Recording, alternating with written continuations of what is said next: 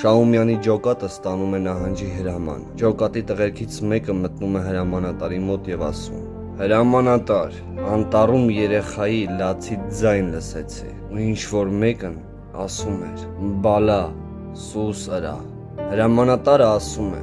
«Դեռ ժամանակ ունենք, դուրս եկեք, կանչեք, գոռացեք գտնենք երեխան։ Փրկենք այդ մարդու կյանքը եւ դա կլինի մեր հաղթանակը»։ Տղաները ձայն են տալիս, գոռում են. «Հայ ենք, դուրս եկեք, հայ ենք, դուրս եկեք»։ Բայց ոչ մեկ դուրս չէր գալիս։ Թուրքն էլ շատ հեշտությամբ կարող է այդ բառերը ասել։ Հրամանատարը լացակումած ասում է.